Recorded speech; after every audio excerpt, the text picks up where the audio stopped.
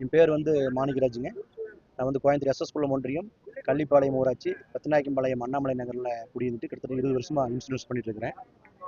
எனக்கு 2 பசங்க. பெரியவன் வந்து எஸ்என்ஆரில் பிகாம்சி செகண்ட் இயர் பண்ணிட்டு இருக்கான். சின்னவன் வந்துட்டு பிரதீப்னு சொல்லி போட்டு நேஷனல் மாடல் மெட்ரிக் பள்ளியில் கடந்த 2 வருஷமா பார்த்தீங்கன்னா ஹாஸ்டலில் தங்கி படிச்சுட்டு இருக்கிறேன்.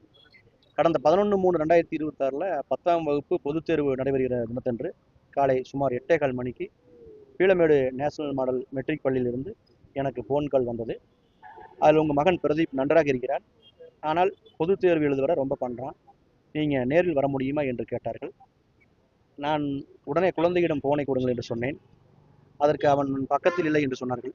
நன்றாக இருக்கிறான் என்று சொல்கிறீர்கள், அவன் பொதுத் தேர்வு எழுதட்டும், மதியம் நேரில் வருகிறேன் என்று சொன்னேன்.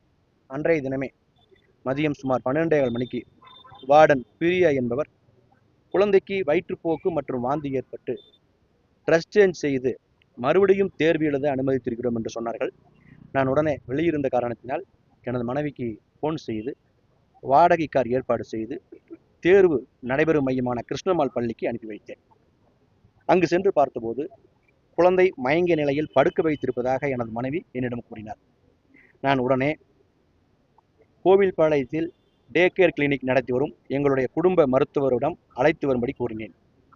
அங்கு வந்து பரிசோதனை செய்த டாக்டர் பிபி குறைவு மற்றும் அதிகமான காய்ச்சல், பையன் மிகவும் சோர்வடைந்து மயக்கமான நிலைமையில் உள்ளதால் அவனுக்கு முதலுதவி செய்து மேல் சிகிச்சைக்காக கோவில்பாளையம் KMCH மருத்துவமனைக்கு அழைத்து செல்லுமாறு கூறினார்.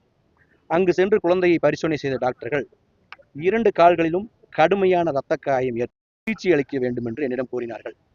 நாங்களும் அதற்கு ஒப்புக்கொண்டோம். அதன் பிறகு கடந்த 14/3/2026 மதியம் சுமார் 3 மணி அளவில் 2 கால்களிலும் அறுவை சிகிச்சை செய்யப்பட்டது.